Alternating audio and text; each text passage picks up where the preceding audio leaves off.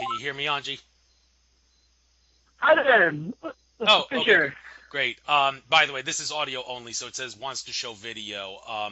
Except I'm just going to decline that because this is an audio only show.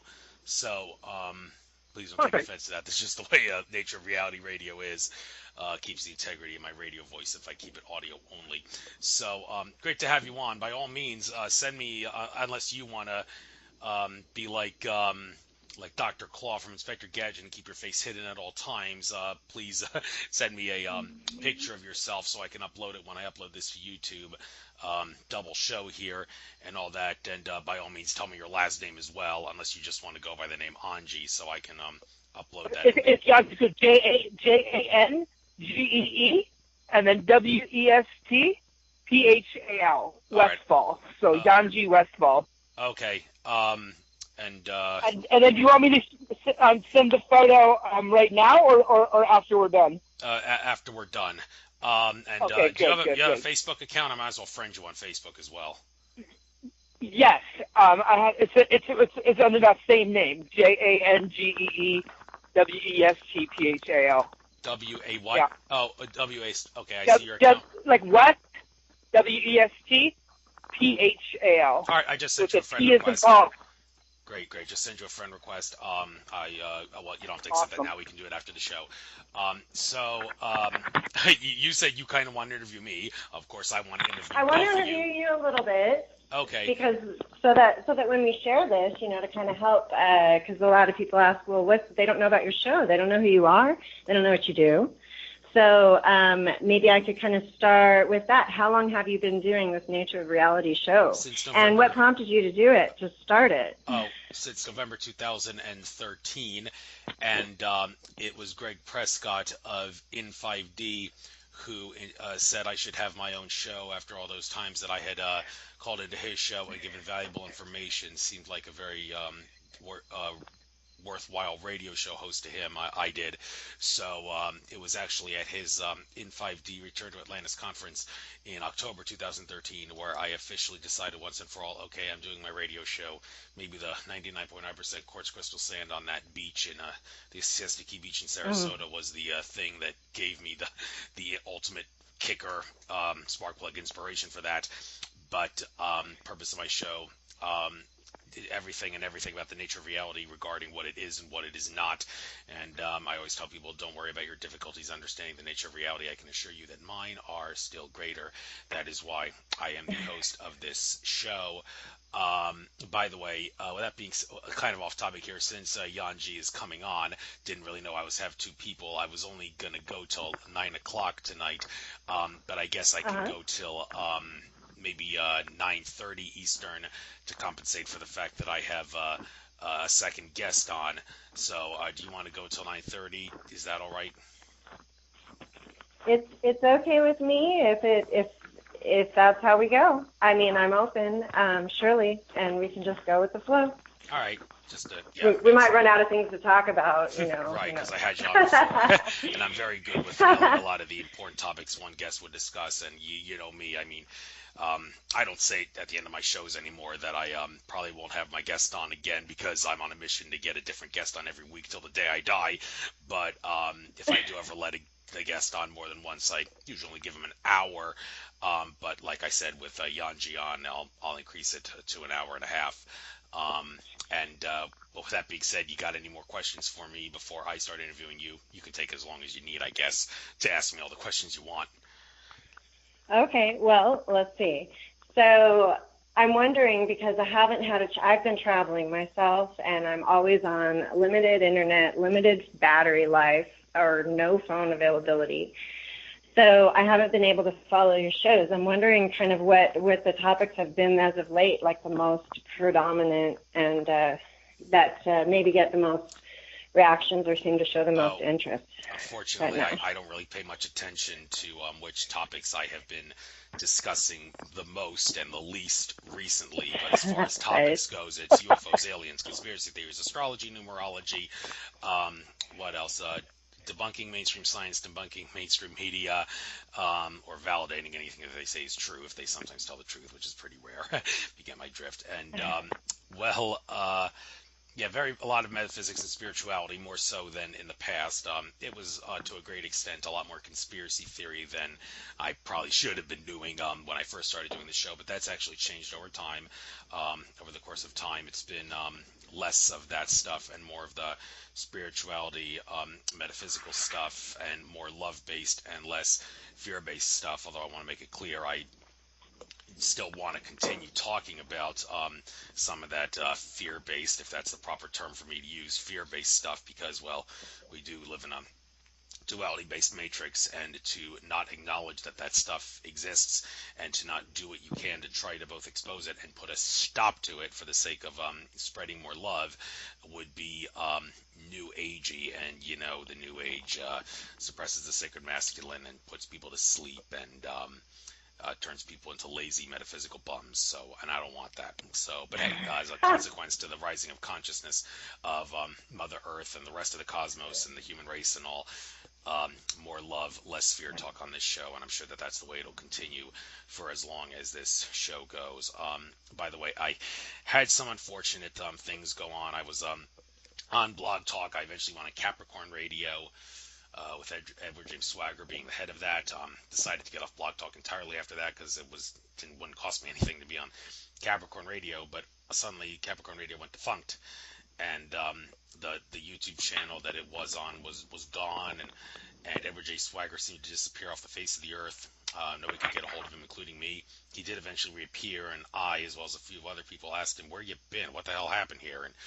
But he didn't respond to me, so I don't know. I don't want to know. I heard some people said he was a total douche, and maybe there is, dare I say it, some truth to that. Well, maybe I shouldn't say that, because I did actually interview him as a guest on my show to talk about Megalith, and he seemed very, very intelligent in regards to the subject, so it's a shame he had to screw people over in regards to canceling the show and not bothering to explain what exactly happened. So for all intents and purposes, as a result of that, I am now a stray radio host in distress who can only do Skype to Skype pre-records, and then upload those to YouTube after the fact. Not that that's bad, it's a way it gets the info out, but no live interaction from listeners and all that. So hopefully I'm planning to change that. I've been planning to contact Late Night in the Midlands Radio, which Michael Varr is of course on, and see if they can maybe get me some sort of a slot, because they don't really have times where they're hiring or not hiring. Anybody can contact them and say, hey, you got a slot opening at this time. I'm willing to come on, and hopefully they'll give me a chance to do that and maybe sometime get some live listeners. But to get back to your question of what have I discussed recently compared to other things, I haven't really kept track of that. But hey, there'll be a lot of UFO disclosure stuff, alien disclosure stuff soon, and a lot more stuff to spread love. That I can assure you of that. That is absolutely wonderful, and all that is totally music to my ears.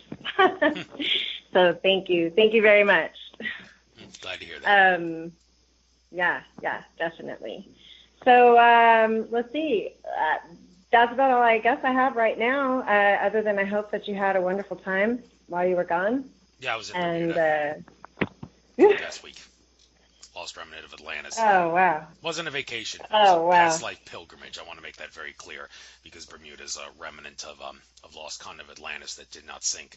And I had a prominent past life in Atlantis, as one of my previous guests, Ted Marr, told me. Well, he didn't tell me that. Ambassador Torellian, who Ted Marr was channeling, was the one who said that. Well, I tried to go there once a year with my parents, who are part of a lottery program. 4 times a year they get selected between May and November. If I give them a couple $100, they're willing to let me come along, and well, I'll probably have to pay them more money next year, and probably every year after that, until they eventually tell me, hey, you have to start buying your ticket from now on. But I treat it as a past life pilgrimage. A lot of time in nature, a lot of meditation and such. Picked up a lot of litter to try to make Bermuda beautiful. When I was there, I seem to have fallen in love with picking up litter. It's disgusting, but I still love it. So beautiful. Yep, I find myself doing that as well. Places that I go, everywhere I go, and actually I was walking on a beach, and I was walking up, I picked up some garbage, and this woman was sitting at the beach, and she says, you have no idea how happy you just made me. Like, yeah. I'm the only one that does it. Oh, and, yeah, you get rewarded for doing that, and I've discovered Totally. that myself. In fact, this one I was doing in Bermuda, in one of the parks, a couple of stoners said, "Hey, you want some free cannabis? Because I love what you're doing. I'll give you some free cannabis." And I decided to decline the offer. And likewise, the same thing happened at a campground event when I was picking up litter. Someone actually offered me a free line of cocaine, which I was absolutely not interested in Oh, taking because I'm way above that now. Because now that I know that cocaine only attracts archons and malevolent things for the most part. So, yeah. But anyhow, correct. I'm digressing. Let's continue with your interview of me, Wow. and then It's important information. yes. All right. Let's see. Jangee, do you have any questions for Andrew? Hello, hello. Yes, hello. Hello. Hi there. Yeah. What an honor, to be on this show, Andrew, and all the listeners out there. So should I go ahead and start talking about the humanitree then, or what, or how are we doing this? Why don't we do this? I think. Oh, well. See, Jangee is part of the humanitree, which is something that we were going to definitely talk about.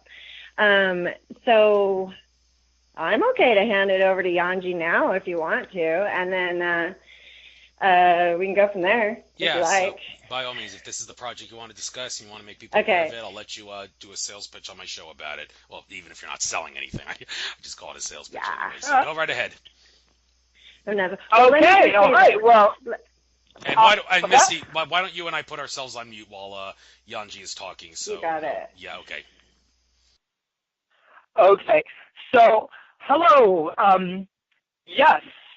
So I am part of a new movement called humanitree, and what we do is we actually plant people in the earth up to their knees, and we pack the soil in so that people can sway. It's kind of like the secret is the packing of the soil. And then people get watered in as a blessing. And then, so people have this healing experience. And then when they get out, a tree is planted in the hole. And so I planted between 1,000 and 2,000 people and documented the healing qualities of what it is, to be planted. I could touch base on that a little bit. So some people find that, that they get connected to themselves more. Some people have emotional releases. Some people have had physical healings of like their knees or their hips. There's something really mystical, metaphysical going on here because, we use soil that is very rich in microorganisms. And the water with the soil and the electromagnetic body stepping down into the earth, kind of like a grounding rod, it kind of allows things to be aligned. And so that's what it started. It started as a healing therapy, and then it moved itself into kind of like a movement. And there is also a third component where we have opportunities starting in spring to plant celebrities, and then utilize the content as a fundraiser, and then use that money for gardening projects, permaculture projects around the world. And so this is this movement has been incubating for about 12 years. It's been underground, literally. And so now what happened was the movement for 12 years was called People Planting. And then about 4 months ago, the name changed to Humanitree.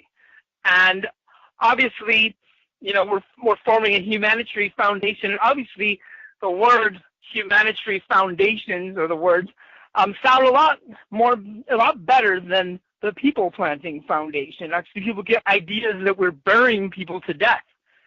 People planting, that's always the running joke. So we kind of have a whole new identity as a movement by using the word Humanitree, and a lot of people are, being attracted to it. I've been going to different festivals. I went to the Rainbow Gathering. I'm bringing the movement there. We also have a mobile version of the movement where we plant people in pots, almost kind of like a street theater or like an interactive art installation. But that is not the complete movement because a tree is not planted. We believe that it's super important, or the movement, people actually only join the movement when there's a tree growing in the hole where you had somewhat of a healing experience. Then you are an activated member of our movement. We basically kind of say that, a lot of people support the movement, but when they get planted, or let's say you, the listener, anyone out there, if you join the movement, I have a document that I can send you if you get in contact with me through the Facebook or my email at yangeekawai@gmail.com. And so I have a document that allows you to do this without me. I can the document describes everything on how to do it. And so the idea is that when you get planted, that you're not just supporting the movement, you then are the movement. Because every cell in your body, including all the microbes, I've been hearing over and over again from people, scientists that have studied our bodies, there's DNA of our cells, and then there's DNA of things that are not us. And you know what? They've been saying there's more of them in us than us. That's kind of funny. But so the idea is that when you get planted, all of them are getting planted too, and all of you are getting planted. And the idea, so that you are the movement, then every cell in your body becomes a representative of this movement. We kind of believe like we're kind of possibly the next phase of what happened in the 60s movement with the consciousness growing movement. And because people are like, well, what's it like? When one friend asked another. And people are like, well, you got to try it yourself, and that's kind of like what happened with LSD in the 60s, that it kind of grew word of mouth and people were curious about it. So that's kind of like what we have as an opportunity. We're doing something that's kind of silly, kind of fun, and it's at the same time, consciousness growing, and there's something serious underneath it when it comes to actual healings that I've witnessed, and people who found their life purpose, or people that have let go of some really emotional depth. There's something really much more serious going on than I ever would have dreamed. And so, so we have this opportunity to kind of like be an attention getter too, to the, connecting of the earth, the movement. It's also, one of the things that I find very fascinating in this is that this whole world is speeding up. We all know that. And people are running around, and things are happening faster and faster with the internet and everything. And then, all of a sudden, out of nowhere comes this movement that says, but can you stop completely in this hole in the ground? And so it kind of takes our human, consciousness and literally grounds it. There's this process, in the growth of consciousness, if we just kind of look at it from, we needed to disconnect from nature in order to observe it. All the scientific research and everything when it started was we had to step outside of nature in order to look at nature, to look at the cells, to look at the stars, to look at everything. And yet the consciousness continued to grow.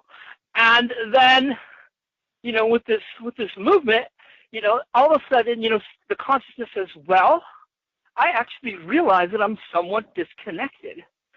I would like to reconnect myself to the web of life. And so the act then of stepping into that hole is a very humble act.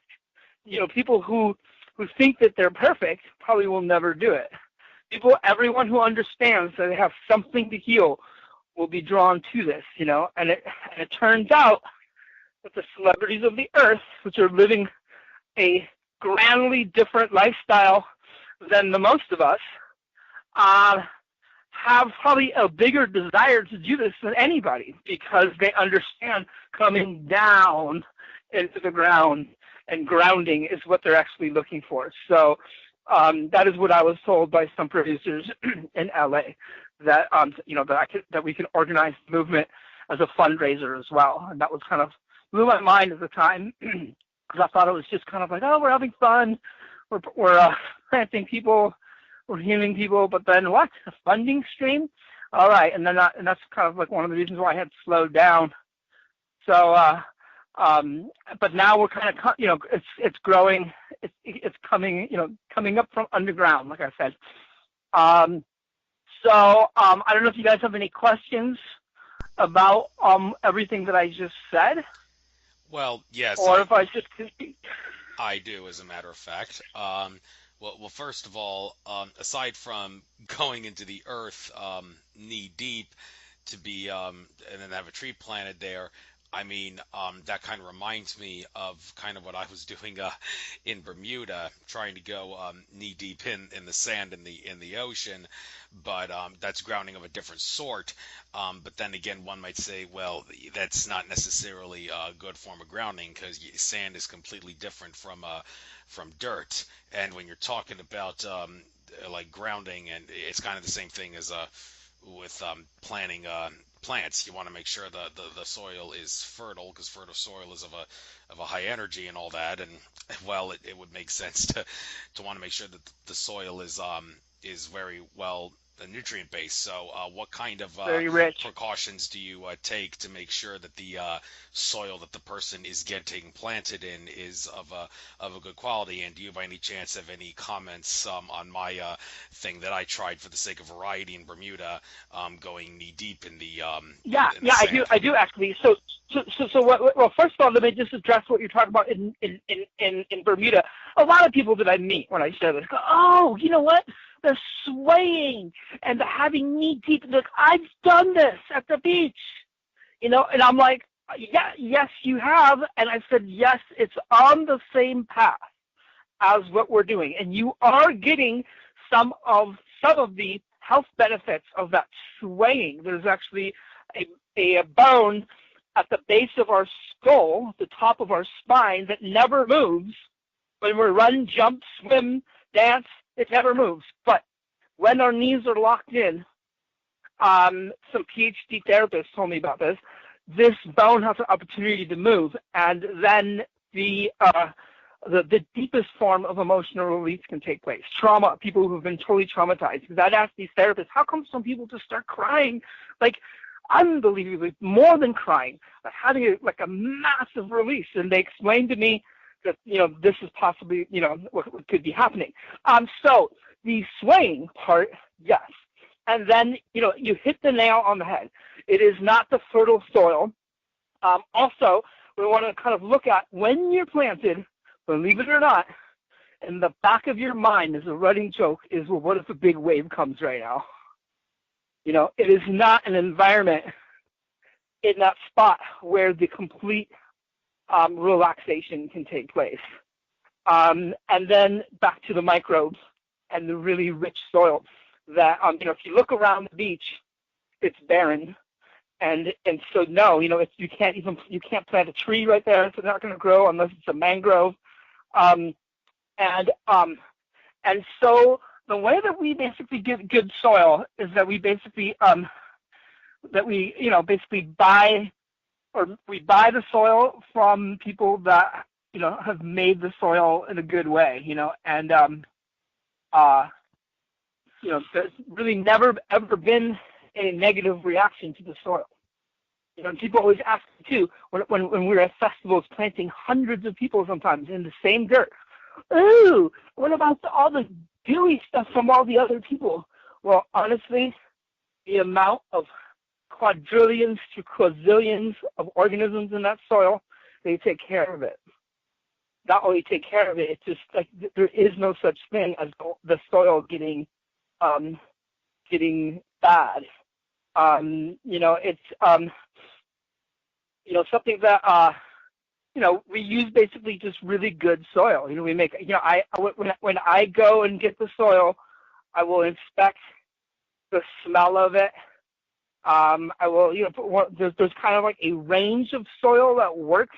This is not on the, like, whether it's going to be bad for you or not, but there's a range of, like, basically we want soil that when we pack it, you have to now, and the listener too, if you can imagine for a second, when somebody is in the earth, they're kind of imagining that they're a tree, but now we are coming in and like packing the soil to the point of where you're getting packed like a post.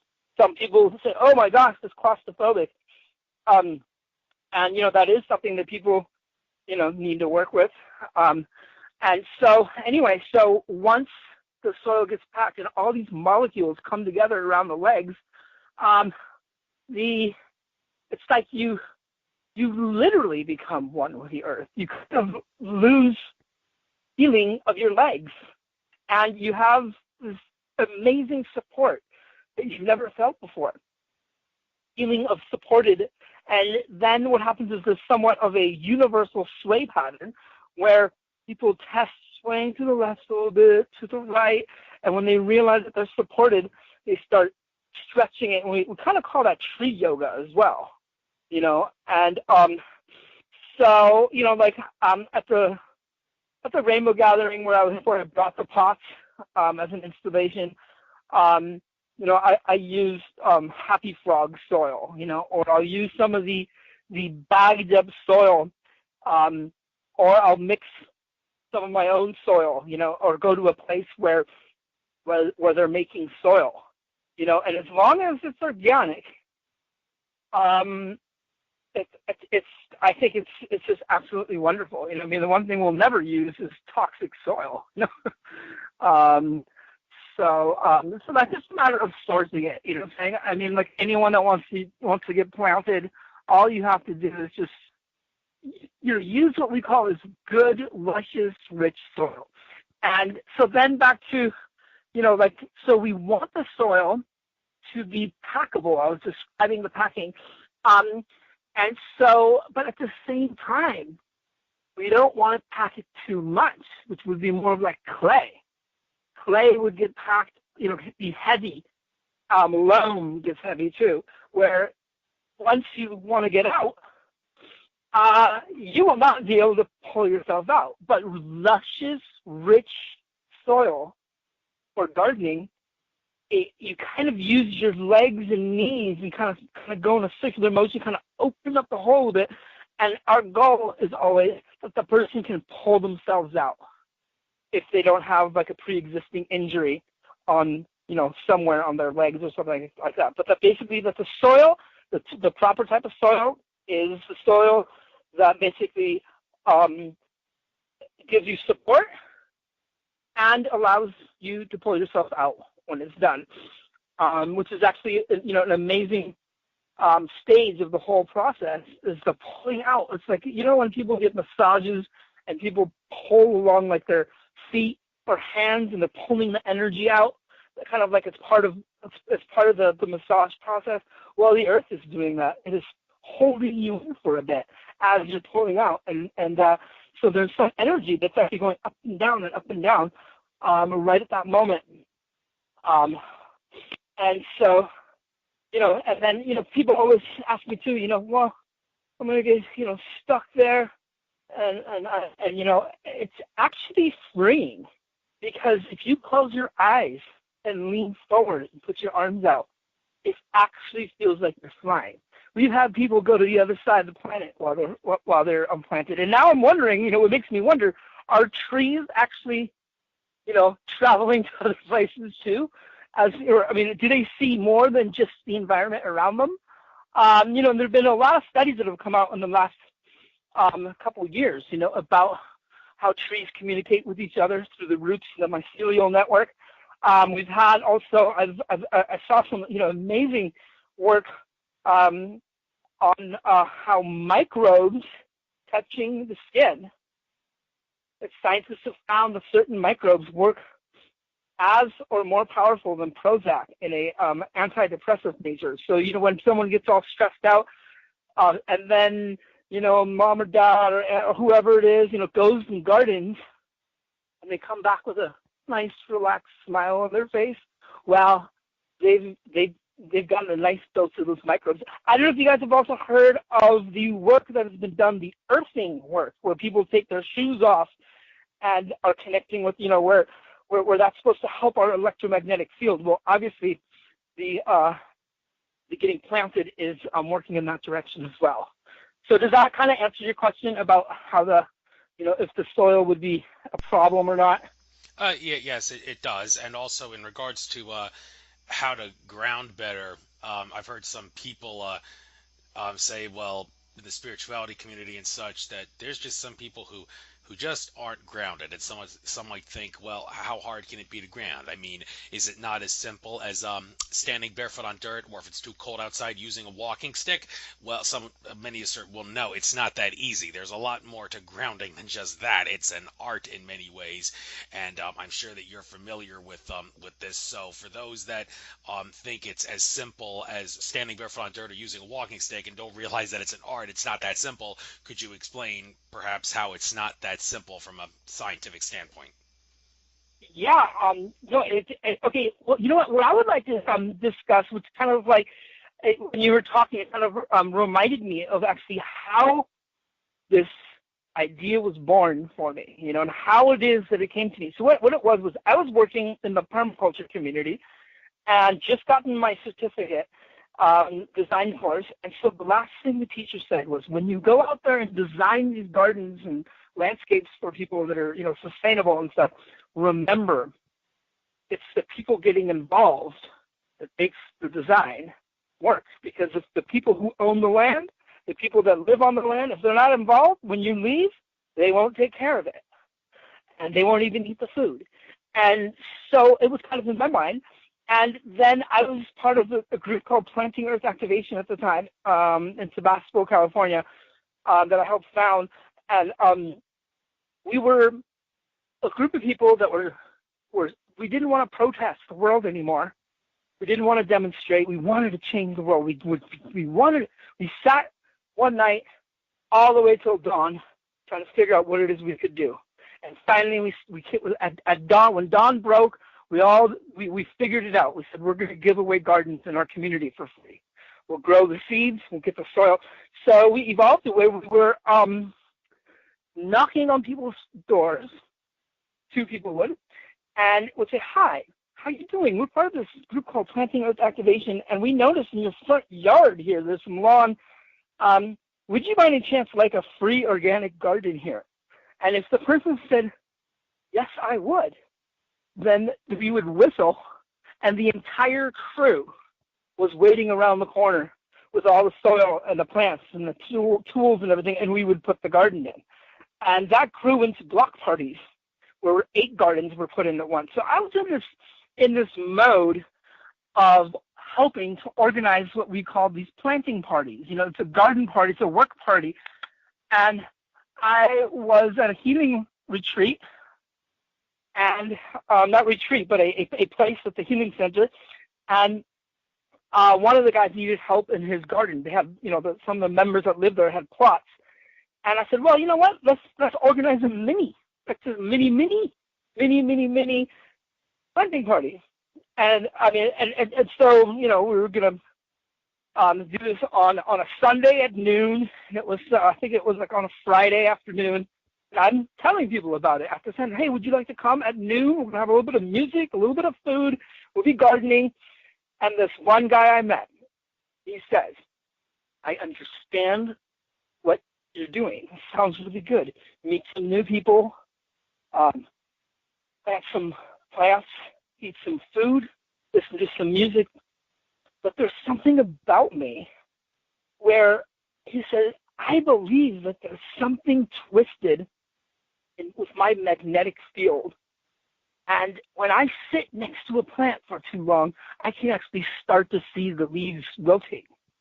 And whenever I've taken care of my friends' plants, they've died too. And, there might be some truth to what he was saying. Maybe he actually did have a twist in his electromagnetic body. But I was in a promoter consciousness, promoting an event, going, I was like reaching out into the universe, and the question that asked the universe is, what can I say that will possibly get him to come? Because that was my state of mind. And I reached out, and I felt this energy come through, and I said, hey, brother, you know what? If you're going to have a problem helping to garden, we'll just stick you in the back, and we'll plant you like a tree and up to your knees. And the weird thing about it for me was that when I heard those words was the first time I thought them. Like that expression, is the words fell out of your mouth. The words literally fell out of my mouth, and I walked away from the interaction going, plant people like trees. Wow. That's the thing, the permaculture teacher. Get the people involved in their own landscape. Plant them. And there were other healers around, and I asked the people, I said, you know what? I just had the most amazing thing. Do you think it's possible this could be a healing therapy? And I got, all the healers I met was like, you know what? I think you should try this out because I think you're onto something. So we tried it out for the first time. We got a mom and a daughter, another woman, and a man, and we planted them, and each one of them had such a deep transformation that I decided that I told the people ahead of time, look, I'm seeing, possibly developing this as a healing therapy, and in the middle of it, I'm going to have a notepad. I'm going to ask you, like, what's going on and how does it feel? So I'm sitting there with my notepad in the middle of it, asking the little girl, so there's my little yellow, pad, the kind, and I'm like, how's it, so how does it feel? I'm ready to take notes, and she looks at me, she raises her arms up, and she's a small girl, and then she, like, this deep lioness voice comes out and says, I can grow here. And it was such a powerful experience for me. I never wrote it down because I knew I would remember this for the rest of my life. It was such an amazing thing. So yes, I believe that, with all the electromagnetic pollution that's happening with all of our electronics, airplanes as well, I believe that it's very possible that, that people have a lot of problems with their electromagnetic field. And then, yes, I think it helps to have your feet on the ground. And I think walking around on the ground, the field, we're definitely, it's way better than having the rubber soles on your shoes that's disconnecting you. Like right now I'm walking around barefoot on the earth, I'm feeling really good. But I think the part of healing an electromagnetic field that has a problem, that's where I think, yes, I think it would mean something a little bit more intense. Some other Asian and, studied Asian and other tribal kind of, like what other people are doing. There's different variations of this, where people get buried up to their neck laying down. So like horizontal planting.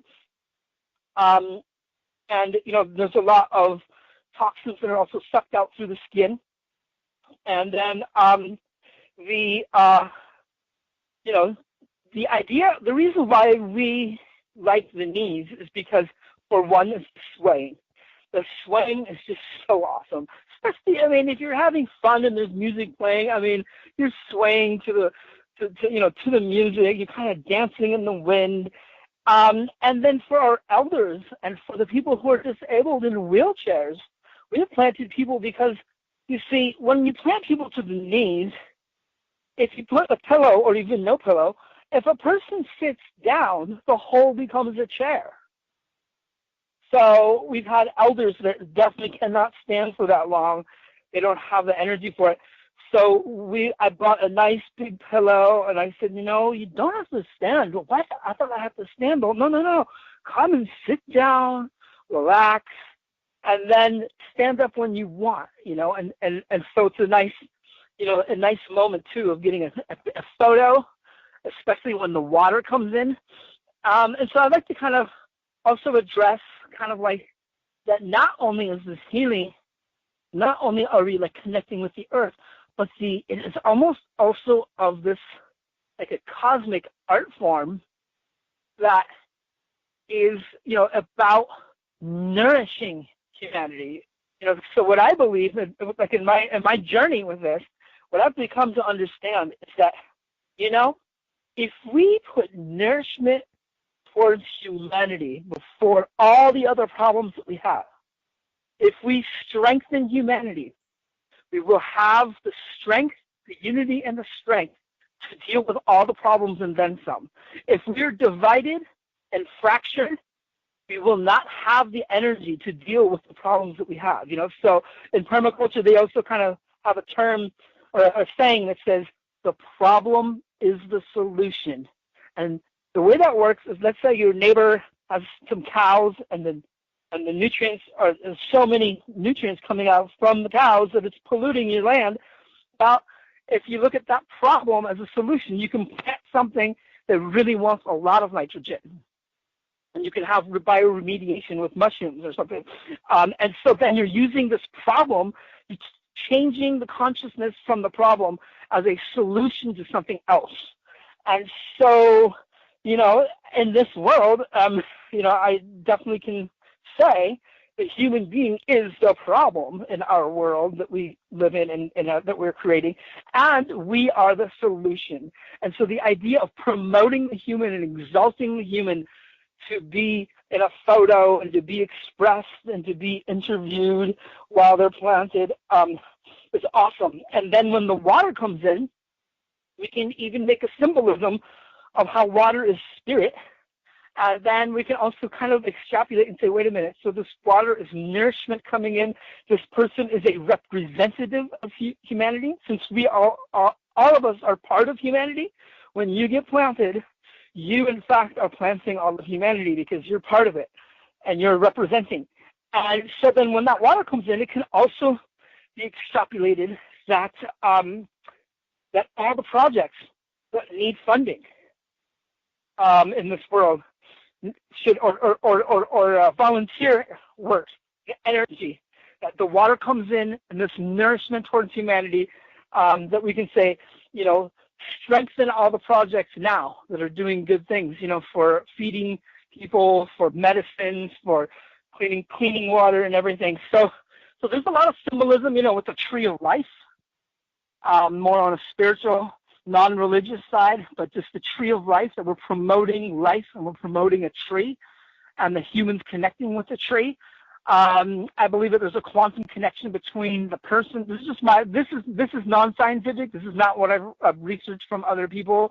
This is just my own idea. So you don't have to take it as that I actually have the evidence for this. But I believe that when a person has a transformation in a physical time, space, and a spot, and in that hole we place another being that will grow for many, many years to come, that there might be a quantum connection created through the person in that tree. So as the person's running around to the post office and running around to other places, they could be connecting back to the tree that is in the hole where they had the healing. And I don't want to say get healed all the way. This is a therapy, a healing therapy. It means you can do this over and over again. Plant, 10 trees, plant 100 trees. You can just, do this weekly, monthly, yearly, or only once. Who knows? But it's not limited to that. It's like that. You're healed and it's done if you get planted. It's part of. It helps people on their journey, towards awakening who they are and releasing stuff that they don't need anymore.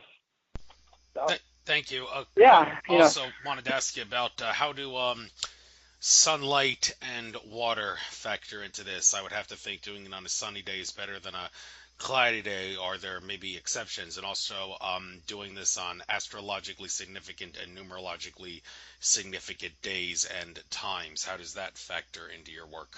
You know what? There's a lot more that can be explored with this, especially biodynamics kind of touches bases with direction, feng shui.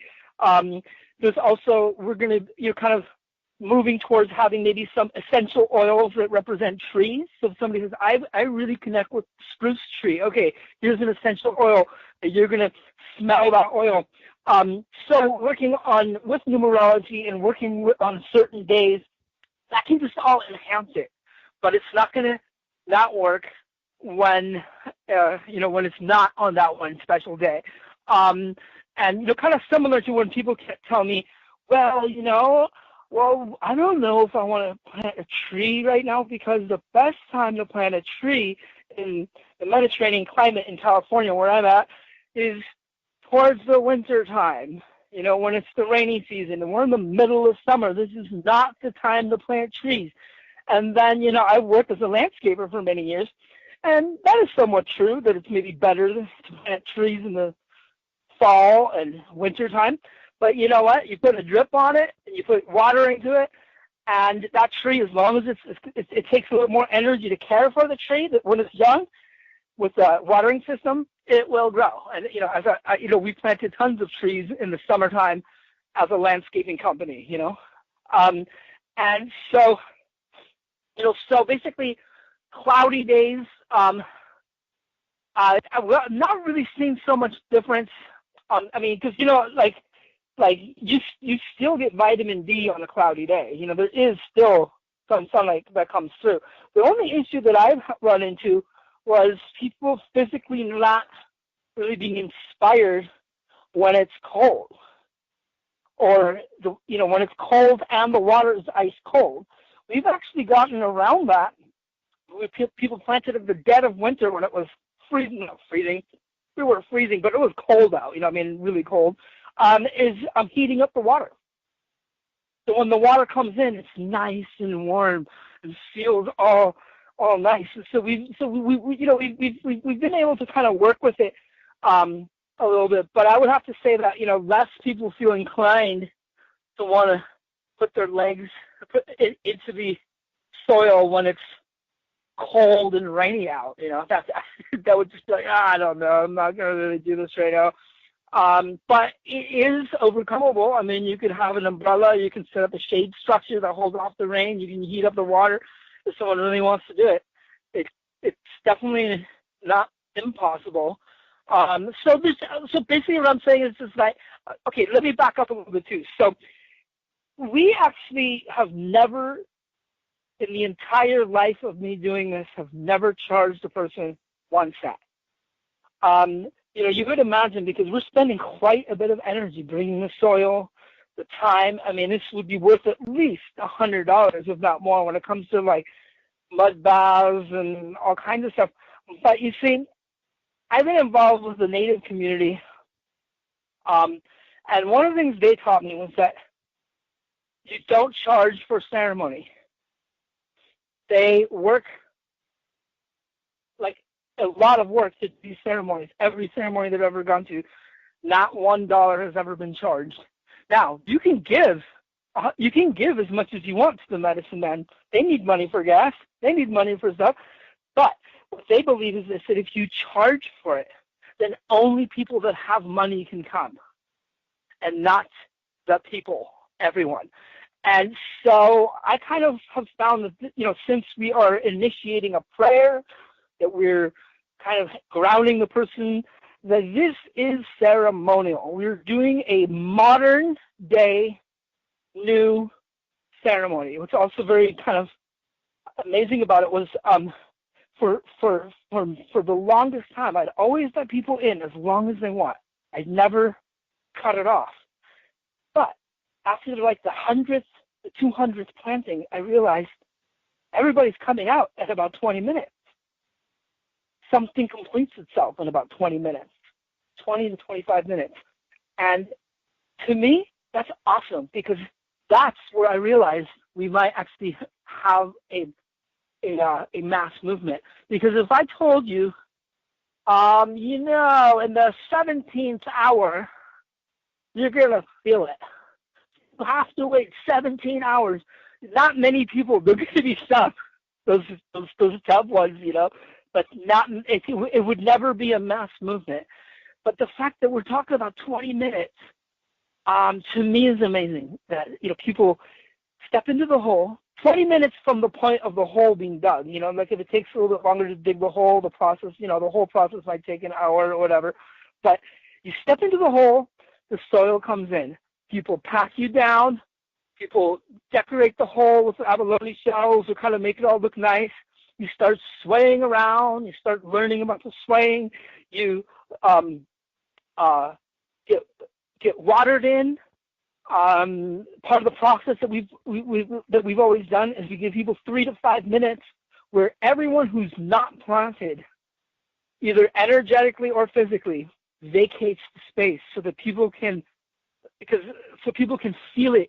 Like if there's 2 or 3, we do companion plantings and family plantings, but the ones that are planted, we call them the planted ones, that they can have a moment of feeling this without being asked questions. And so then we come back and maybe give them some more water to drink. And, then it becomes also kind of this might be a time to hug a tree. And, if we're at a festival or in a public space, people walking by who know nothing about this, hi, have you hugged a tree today yet? Would you like to hug this tree? And there's this beautiful person with their arms out smiling saying, yes, I would love a hug. And so we promote what I call also love in action. It takes love to pack people in, to water them in, the hugs. So, there's also that part is healing, about people, human beings doing something nice for other human beings. So does that answer? I mean, I kind of went off a little bit, but it kind of brought me thinking about that, All right, no, you did a good job explaining it. I also wanted to bring up the issue of hugging trees. You mentioned hugging trees. I loved hugging trees, and for those that don't understand the health benefits of it, well, I could get into it, but I wanted to give you the opportunity to talk about this because I'm sure since you mentioned it, you're familiar with it. What are the benefits of hugging trees?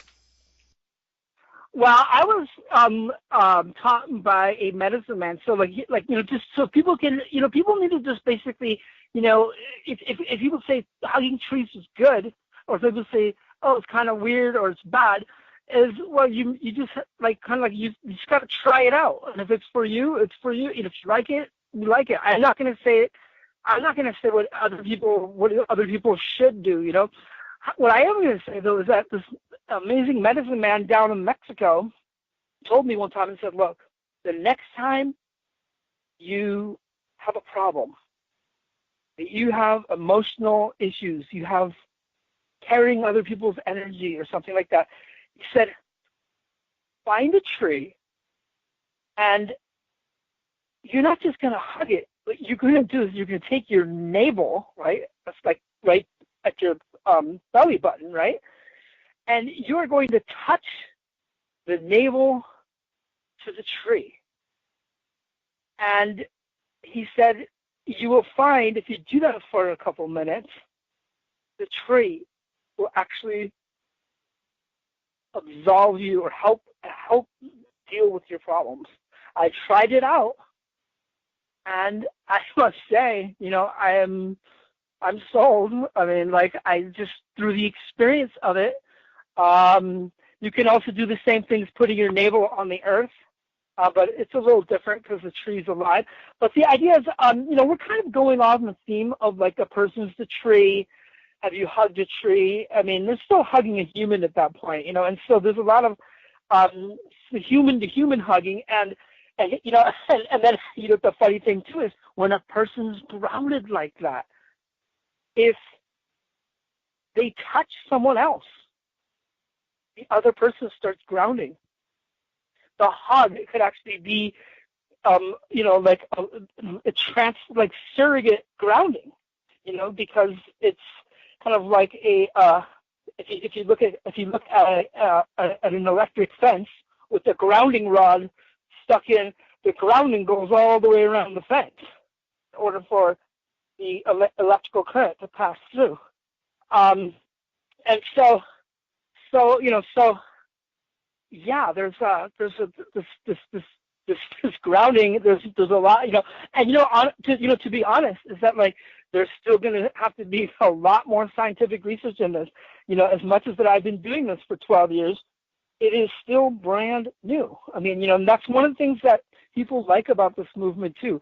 Is I meet many people who have, like yourself, Andrew. You have probably heard so many things about different ideas and different stuff going on, especially with your radio show and the other ones.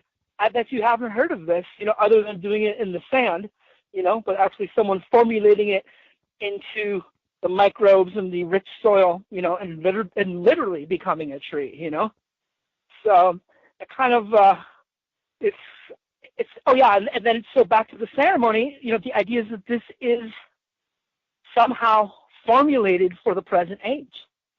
Like in the old days, people didn't need to get planted. They had planting ceremonies where you can get planted for 4 days, up to your neck vertically. And people would be having to take care that the animals don't bite your ears off, That's not what we're doing. We're doing it to the knees for 20 minutes. But it is for the present age of consciousness, reconnecting, consciousness growing, and also the healing electromagnetic field that we're talking about. Yeah. Yes. Also, one little bit of advice when it comes to hugging trees, and also hugging people. I've been taught by someone at a Mount Shasta conference. The reason our hearts tilt to the left is because we've been conditioned to hug the wrong way. You want to balance it out by hugging, like with the left arm over the opposite person's shoulder, and have the right arm around their waist. We've been conditioned to hug the other way.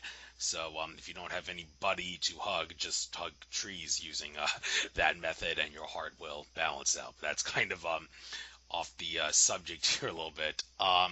Well, no. I mean, like I said, if people can, I'm not going to tell people how to hug. I'm just going to say what someone shared with me, and for people to try it out, and try out touching the navel while doing that. You can even try this out with people. I've had people, this one shaman woman who said, I was planting people and grounding them, and she said, well, let me show you another way to ground. And she touched her navel to my navel. And 2 people doing that for a little while, nothing sexual, nothing like, going on, just touching navel to navel. I definitely felt something amazing. So it's not like this is the only way. It just happens to be somewhat catchy, and kind of like an attention getter as well, when it comes to like the media press, or the fact that celebrities want to do it, or we want to maybe make a TV show about it, or whatever, that, this is something that can just basically further other things. That's why when I say we're doing this as a fundraiser for other projects, is that this isn't the end. This isn't the thing, but it's something that can help bring us together so we can do the other stuff, the other dreams that we have. So it's kind of a support. It's on the support journey, and it's just supposed to be something. It's just kind of like, I mean, honestly, we pretty much have to be a little bit silly to do it too. I mean, people can kind of like, it gets like a little bit cartoonish that we're actually turning into trees, and the way it feels, and people are laughing about it, making jokes, and so, and then, the part about hugging on both sides and bouncing, but you know what? If someone doesn't do that in a human-to-human hug, I'm not going to go and say, you hugged wrong. How could you say that to somebody? You didn't hug right. Every human being hugs. Basically, yeah, we have been hugging on the left side, and so now it's interesting this information's going around, because that's also what I've been hearing as well. So, like, when I hug, I always say, oh, can I have one on the right, too? And, kind of reconnect that circuit if that's what's going on. And they call it a high heart hug. So, yeah, for the right. And it's wonderful. I mean, I actually love it when I get to hug people on both sides, or someone reminds me, or something like that. It's wonderful. I definitely feel it. At the same time, I'm not going to go around and tell people, like, when two other people are hugging, oh, you guys didn't hug right, because something, there is already an interchange happening. There's already a wonderful, a hug is a hug, and it's going to be on either side, both sides, but maybe it is better on both sides. I mean, for me, I like it better on both sides, I'm just saying that, like, we're not going to go out there and judge people on their hugging. We can tell them, we can say, you know what, why don't you try it like this, let's what do you and then see what people feel like. And Misty, you felt that too. Hugging on both sides is better than hugging just on one side. Right? Well, and also we share a lot of information with each other, and when we do hug and connect in various ways, even just being in the vicinity of each other, and this is also where the humanitree, like, I got to experience. I met Jangee at a portal to the New Earth, and we did a village building immersion afterwards. And people got planted and shared their experiences. And I got to I didn't get planted because I'm the kind of person, as you can see, like with this interview too. If somebody else wants to go first, go ahead. But I got to see just a wonderful experience where we planted the owner of the property. He picked out a tree, I believe, and we planted him and did a wonderful it was like a ceremony, and there were like 12 of us all around him and giving him our intentions and our love, and helping pack the soil and watering him. And so he had his legs in there, and he was exchanging his DNA and nutrients from the soil, and literally his DNA now is in that soil. It's going to go to help nourish that tree. It's going to be in that tree on his property long after he's gone. And this is the part of it that is so amazing. And when you really ground that level and you're exchanging that information with the earth and the tree and the microbes, and it's really about becoming one again with the earth, with Mother Earth. That's what she's calling us to do. And we can connect by hugging a tree and grounding and connecting with each other and connecting with other grounded people as well. And the experience actually... Yep. Yeah, go ahead. Yeah. Oh, it was beautiful. Well, it was just truly beautiful. Well, I think I was just going to add on to what you're saying, because I've observed, hundreds and hundreds and thousands of people, whatever, or more, getting planted, is that for a lot of people, the experience actually lingers. Meaning, they're walking around, a couple hours later, and they stop. And all of a sudden, they feel planted again. Or the next day. Not everybody, but it has an ability for some people. So everything I've mentioned that it doesn't do all of it for everyone. So it's a range. We don't really know what's going to happen for someone, but I can say one thing is every single person that has been planted. That was my concern in the beginning. I said, how many people am I going to plant? Like maybe 20, and find one person that says, I don't feel anything. I don't know. And that was before we knew a little bit, more about it. Every single person that I planted, we're on 100% track. Every single person has had a transformative healing experience. Different ones, different people, And so, I remember planting Garth. And I found out from his friends later on, he went back home. He lives about a mile down the road on a big property. And his friends came up to me and said, Vader, you know what? You guys really touched him. Especially because we had a whole group of youth, much younger than him, around him. And we were saying stuff like, you know what? We hope this strengthens you. We hope you're around for a little bit longer, because you've been, your path has been long and tough.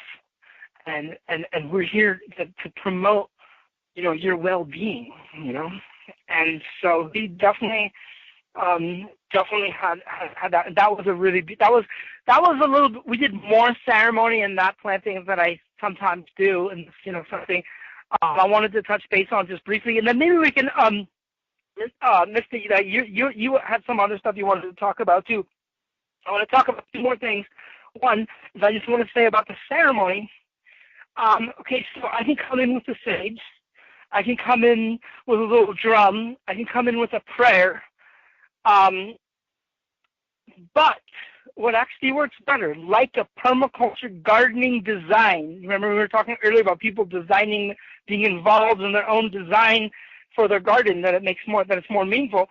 It is that I actually encourage people to take our foundation of the ceremony and that people add their own prayer, or their own sage or not sage or certain type of music. Or one lady said to me, would it be possible for me to wear my most favorite red feather boa? And I'm like, go get it.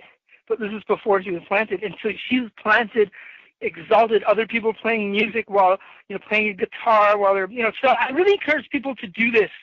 Now, the people that are promoting this, we are medicine people, like Blaine, and other people that were there, Misty, so there are things where people who aren't aware of ceremony and the possibilities. We, as medicine people, can bring out some of these prayers and some of these ways for people to bring it themselves. It's awesome, I think, to encourage that as well, kind of like a design process for your own ceremony, that you get to develop it yourself. So that's one thing. And then the other thing I wanted to touch base for all the listeners as well is I want to put the call out that, for anyone that wants to help grow this movement, the way it's kind of evolved is like I kind of shared the story about how I kind of discovered it and kind of growing it. But this is so grand and so amazing on something so simple, soil and water, that there's no way that I could say that it's mine. That I can say that I can lead, I can own my own contribution in it. But this is what I consider an open dream, meaning if somebody feels called in their DNA, or that they have a mission to help plant the world, then by all means, people are welcome. And people are not helping Jangee's project. People are helping to grow our humanitree movement. And I was alluding, I believe, in the beginning that I have a document people can get so they can do it themselves. And then we also have a humanitree foundation. And so this foundation will grow, and the more organized version versus the more grassroots version. When you do it yourself and you upload a photo for us, you're doing it on your own. And then at the core of the movement with the Humanitarian Foundation, we will be nonprofit and everything. We'll be organizing, bringing it into schools, bringing it into hospitals, bringing it into jails and prisons, bringing it into mental institutions. And all that means there are going to be salaries for people. And so that's where, the celebrity plantings, and then bringing it to all the festivals. I've only touched less than the tip of the iceberg when it comes to festivals. Okay. I've gone to some and, working it, but if we're really going to have a team of people do this, so I welcome people with all skills and resources to help grow this movement. Please contact us. And, we're at an infant stage, and, on purpose, because you see 12 years of this research and finally finding this humanitary is that we are growing this as slow as possible, or in a sense, we're growing slow like a tree and strong like a tree. And I can tell you one thing that's really awesome in this movement is we never hurry and we never try. It removes so much mental anxiety And so many, like, I'm never out there trying to call the celebrities, but all of a sudden I'm talking to some of them. You know, it just happens to be that I'm talking to them, and I'm never trying to plant you, whoever you're listening to. I'm not out there trying to plant you. If you contact me and say, will you help me get planted, whether it's the document or me actually physically coming, sure, I'll be of service, but I'm not trying, and we're not trying to grow, but it's growing, but it's definitely still at the very, very beginning stages. So anybody that wants to get involved, this is like an awesome, we're basically making history every day. The first person planted from Philadelphia, or the first person planted in LA, or the first person planted, every time there's a planting, we're making history.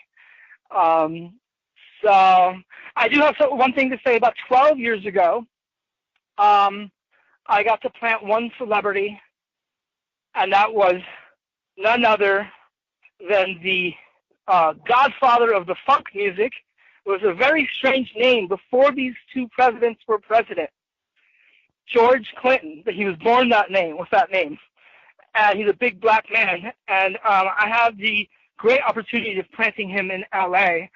And so I can say that, in the history of the world, he is the first celebrity on earth to get planted, with many more to come.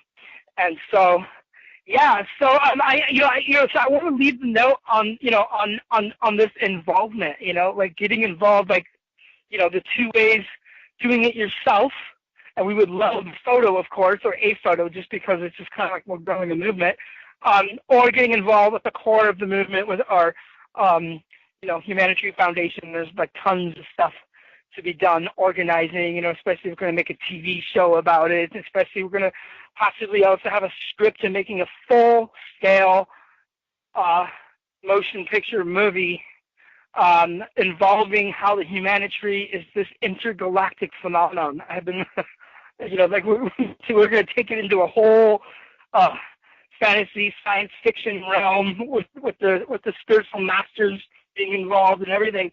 So there's room for us to be very creative with this. And I want to thank everybody for listening to this. Andrew, want to really thank you for the opportunity to share, what it is that, that Misty and I are working on, and a bunch of other people.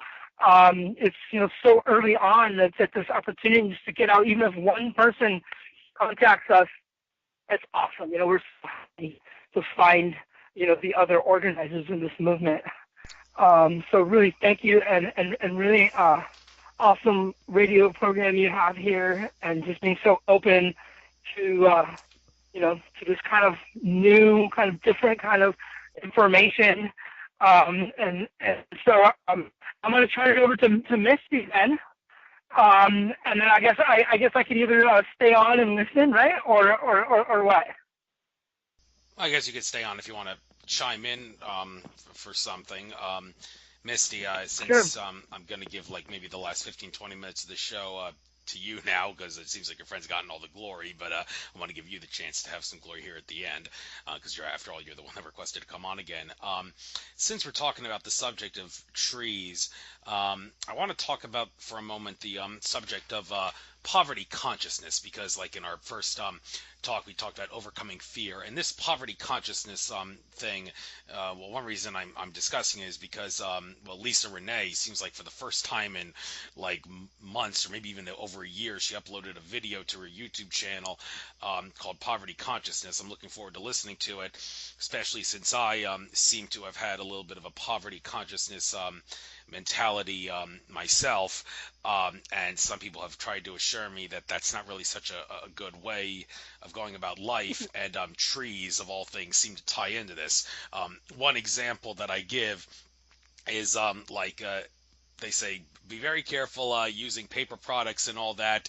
Try to limit your use of them because you want to save the trees. I mean, nature lovers, I'm sorry if this grosses anybody out, but they may say, hey, if you got to go to the bathroom, don't use toilet paper, use leaves or use creek water to clean yourself, because that saves the trees. But other people would assert, well, that's kind of an unhealthy mentality, because that save the trees, save the paper, don't use that paper as much, live like you're a communist who can survive off their needs and all that, and live like they're impoverished. That's actually more of a consciousness suppressor and more of a fear-based mentality than a love-based mentality. You can't have this poverty mindset if you want to ascend to higher levels of consciousness and spread love and all that. And somewhat tied into this is I remember a college class I took, we were debating whether or not people who like chop down trees and all to make lumber and such, whether they're doing harm to nature and all. Well, many would assert, well, obviously they are, but one could argue, well, what's all the fuss about if they make sure that they plant seeds of the trees that they cut down? If you plant a seed for every tree you cut down, then how can you assert these people are doing bad when they're making sure that they recoup their the tree that they cut down and everything? Well, and one person who responded to that said, you ever read the Dr. Seuss book, The Lorax? And they talk about how long it takes in that book, the Lorax character does, that it takes like decades for some trees to grow. So you think you plant a seed for a tree that you cut down, you think you save nature doing that? No, it takes time, and in that time, things don't necessarily run smoothly in nature. So living in poverty consciousness and by among other things, not using paper products, be it toilet paper or whatever. Do you have any comments about this this mentality and for the idea of save the trees? Do you think people need to obsess about it like crazy, or well, should they or should they not obsess about it? I have a lot to say about it, but Misty, if you want to talk about it too, I'm sure. Well, as far as that goes, so I look at trees. They're like the Earth's nervous system, and they're like our hair. So, like our hair is similar to trees in a way. They're an extension of our nervous system. And I know that if you cut your hair, your body has to expend an enormous amount of energy to regrow it. The idea is that your hair will grow to its perfect length that is right for you, and the benefits that our hair brings us energetically, nutritionally, and otherwise are totally unknown right now. But I can guarantee you it's more than we could think. So if you cut down a tree, you're interfering with the nervous system of the earth, and it is taking a life. So I believe that I've gotten to spend some time with some herbalists and some people who really know about nature. It's important to ask, is it okay if I cut this tree? And also, if it has been said by somebody, one of my sources, who I trust very much, that if you actually inform a tree that you're going to be cutting it down, the soul of the tree will leave before you do it. So that could be part of ceremonial stuff. And it's also important to say, do we really need to cut this tree? Is this really a necessity? Or are we doing it for profit? And for some other reason that isn't really necessary. So, I think that those are things that people should be taking into consideration before they chop down trees, before they take any lives. And as far as that goes, if you do consider, well, in the theory of it's okay to cut down a tree as long as you plant another one, is it okay to kill people as long as there are more being born? And kind of look at it like that. And it's like if we can look at it more, I think, life, let's go to abundance consciousness. Abundance consciousness is about the whole forest. And, there's a big difference in clear cutting down the entire forest and destroying the entire ecosystem, and cutting down a tree here or a tree there. And, and so the idea, like, as long as if we're adding ceremony to it and doing it ceremonially, that life knows that things change, and there's a cycle of life and death, and lightning strikes the tree and it falls, and so, no, I think we're not saying like, okay, so let's go with the toilet paper model. The newspapers, guess what, folks? Canaf and hemp. You know, we can make there's a lot more fiber that's growing like on an annual level that can make all these products. But but lumber for trees. I can say also that for many years I was involved with saving the redwoods and in Northern California, and never was our movement about we're not cutting down any trees, but we're going to definitely not cut down the old ones, the ones that are going to take 1,000 years to grow back, or more. And then just doing, like this, sustainable ceremonial model. Let me leave it at that. An abundance consciousness that when the forest is healthy, it's abundant. And when we wipe it out, when we're destroying the ecosystem, then we're going to lead to desertification, and anyway, and poverty consciousness. So anyway, yeah, interesting question for the toilet. Oh Yes, God! yes. So we do want people to use toilet paper, but do you understand my drift, right? And Yes, we I have do. other fibers that we can grow. Right, right. Right? But want to switch gears again. Talk about something that I discussed with Misty in her last interview with me. Something I put in the title of that video, the golden age. Very controversial term, especially since some would assert that we're not actually entering a golden age. Many people think this is a time of great change, but it's by no means a golden age, because it should be thought of more as like maybe at best a silver age. And this also ties into the whole leaving the Kali Yuga, going into the Satya Yuga, change the mind calendar, and all that new age and all that. But in regards to like certain, dare I use the word times, because you don't want to give specific dates, because time is really an illusion, and people often who give dates have egg in their face. But it appears that in the very, very near future, I'm talking like fall equinox time, we're up for some major Earth changes. And there's a video I would encourage everybody to watch right now if they haven't yet. God, I actually drawing a little bit of a blank on the title, but some individual talks about the significance of September 23rd, 2017, and in that video, he illustrates like the fact that the constellation of Virgo has numerous things attached to it on that day in regards to which planets are near, which stars are near it, and all that, and things like that. And it's interesting how I saw an email today talking about how Edward Snowden, NSA whistleblower, of course, is going to be like on some sort of live screen broadcast on the 22nd, the 23rd, and the 24th, and also Mr. Cat Eye, whose videos I sometimes watch on YouTube, a guy who's very prominent decoding things, has given the dates of September 21st to the 24th as, well, he thinks it has something to do with the possibility of a attempted Donald Trump assassination, but he thinks more than likely the Donald Trump group is going to survive the whole thing, and it's not going to be a successful assassination after all if they do in fact try that.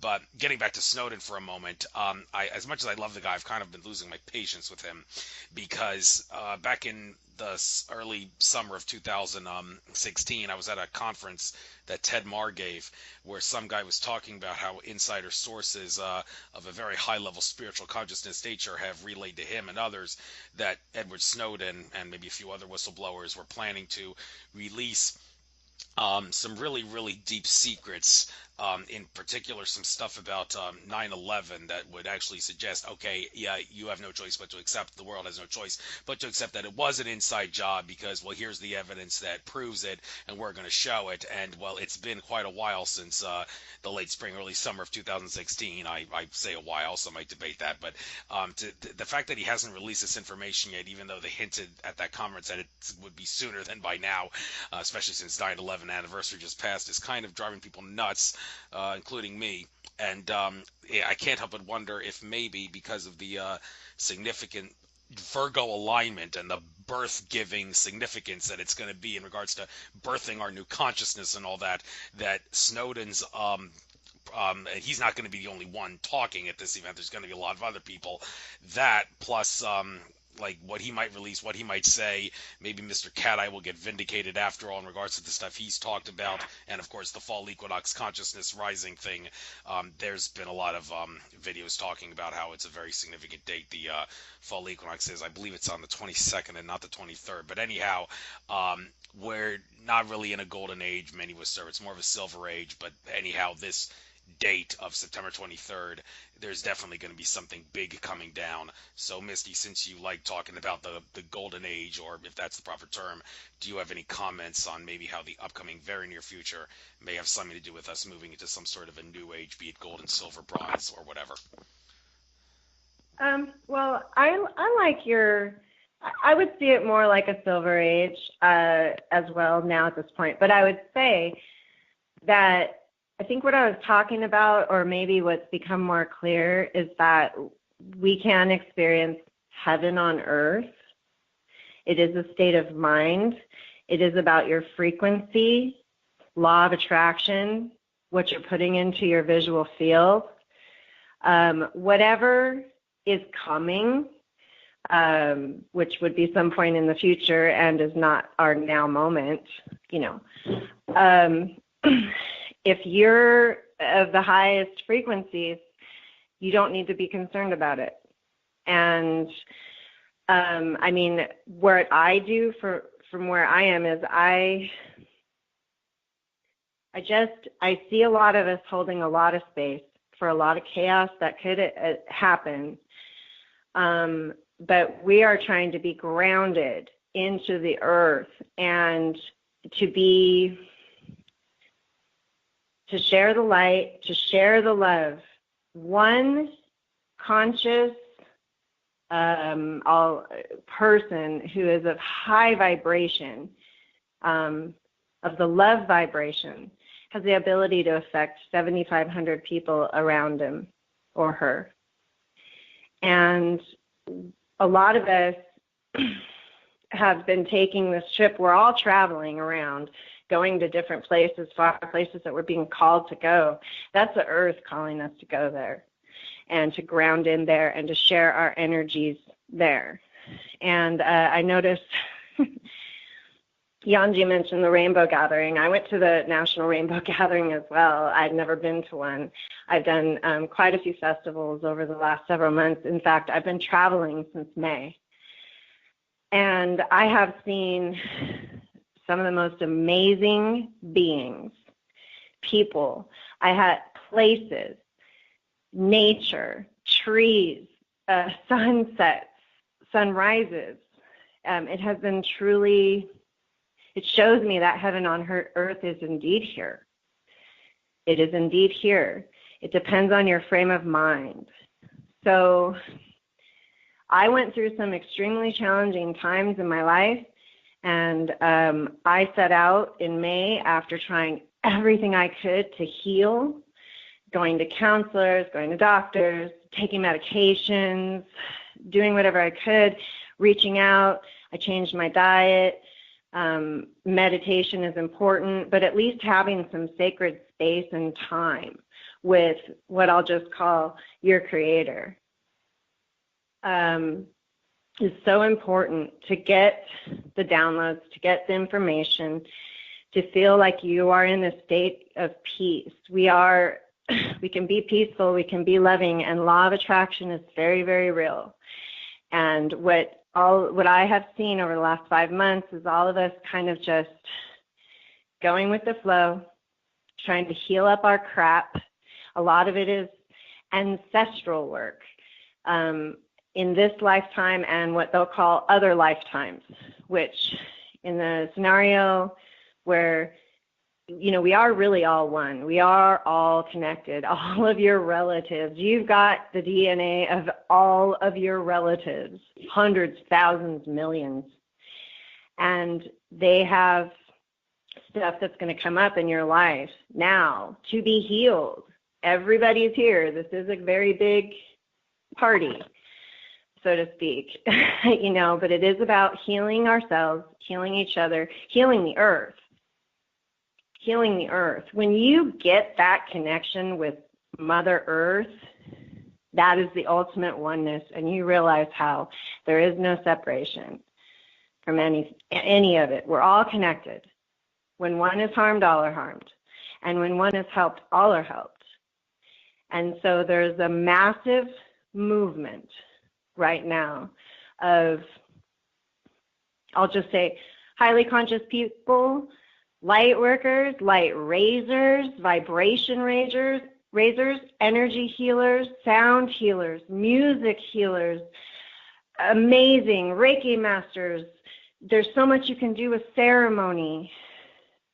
There's so much you can do to heal and to help all those around you and the earth and the cosmos and all of our ancestors and our relatives. So I set out to get that healing.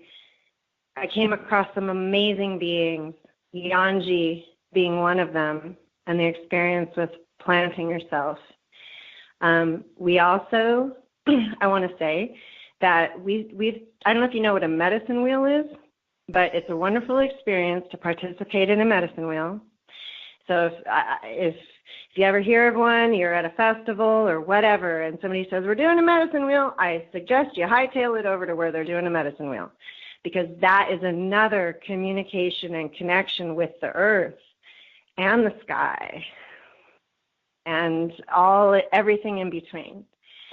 So most recently what's evolved is what's called a medicine water wheel.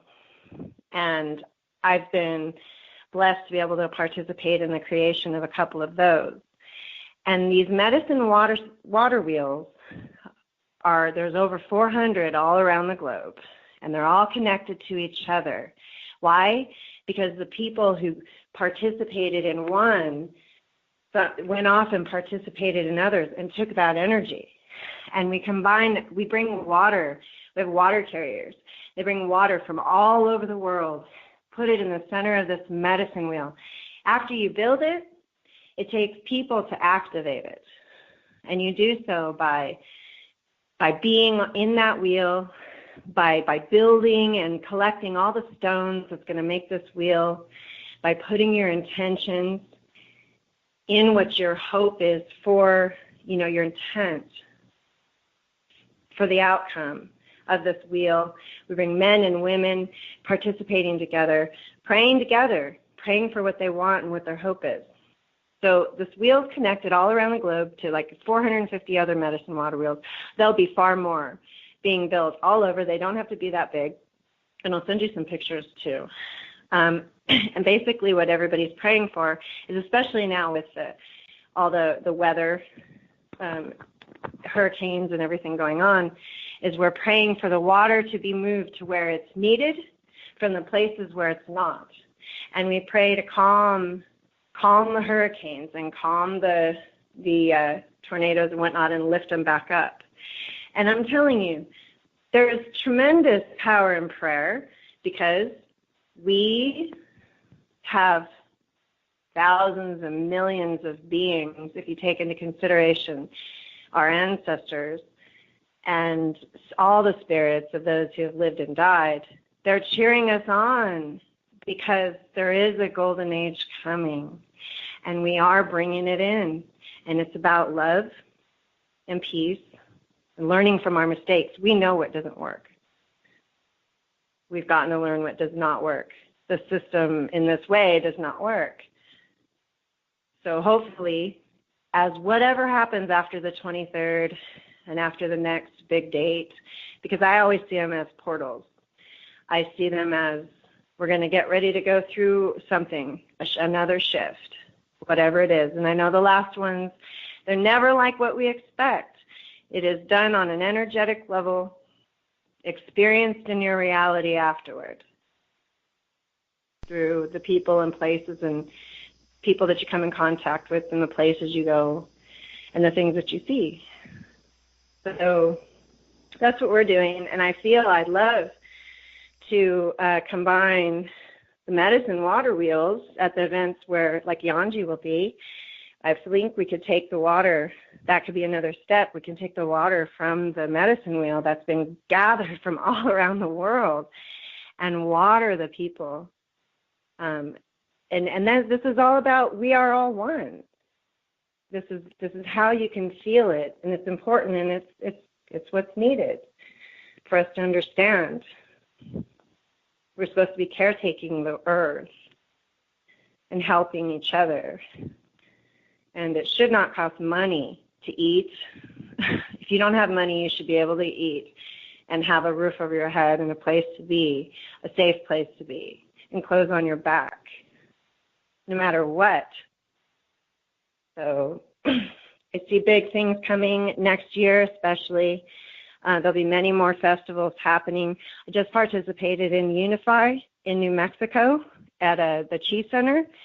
Beautiful. All I'm seeing everywhere, if you want to know, are healing centers in development, and or already starting or already going. I've experienced 4 or 5, and many, many, many more to come. So I see by next year you can expect these traveling festivals. They're about love, unify, light bringing, whatever. And you've got humanitry there, and you've got water wheels there, and you've got some wonderful sound healing there, and conscious musicians. Oh my gosh, it's like nothing you've ever seen. It's truly transformational. So I encourage people to get out there. And what we are trying to do is everywhere I go, trying to ground in healing centers and start some plans where we can have healing centers that's about real healing, real energy work, real ancestral work, not about medications and stuff like that, unless it's like a natural, high vibrational herbs, not intoxicants, not psychedelics and all that, but actual healing, because all we got to do is heal up our crap, and then we can experience that heaven on earth and that golden age and bring it in. So some still have work to do. I can't wait to get planted. Maybe that's just the final icing on the cake that we'd all need. So I'm looking forward to that, Jangee. Seeing you, in less than 2 weeks. Misty coming to help people. Well, I was going to say that we're going to be at the Permaculture Convergence, which is in Mendocino, Northern California, correct? On the Hopeland, California, the 5th through the 8th. And also, I guess I would just say, I've been out scouting out intentional communities that are forming in different places, and I foresee, the separation, because there is a separation occurring, and the separation is: do you want to be part of the system, or do you want to live in community with other people and not have it be about money, where we take care of each other and we focus on what needs to be done? If you're deficient in law of attraction skills, what's holding you back? Come on, we'll all work together and help figure that out. Send you some love and healing, whatever it is. That's what we're about. We're seriously going around healing ourselves and sending those intentions out all over. Right. So, and look. You want to say something else? No, go for it. Yeah, I was just going to point out a lot of people are holding significant events this upcoming fall equinox. 2 of the most prominent members in the ET contactee community, Tolek of Andromedal Council fame and Brad Johnson of Adronis fame, they're both going to be in Sedona, Arizona area, holding some consciousness-related event. Well, Brad Johnson's just going to be a guest. Tolek is basically the host of his event, and I'm going to be at Tolek's event, although I tried to contact Brad Johnson to tell him, you think maybe you may want to stop by Tolek's event some point? I don't know, but I look forward to that, and definitely will be trying to pay attention to the news during that time to see if anything significant is going to be going down. I forgot to mention that thing about the constellation of Virgo and all the planetary alignments with Virgo on the 23rd.